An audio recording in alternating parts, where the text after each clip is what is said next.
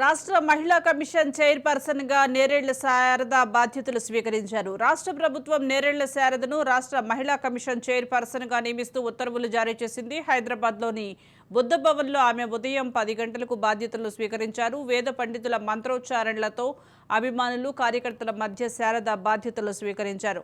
Parliament ఎన్నికలకు ముందే 37 కార్పొరేషన్లకు చైర్మన్లను నియమిస్తూ మార్చి 15న జీవో RT 445 జారీ కాగా ఎన్నికల కారణంగా పెండింగ్లో పడిపోయింది.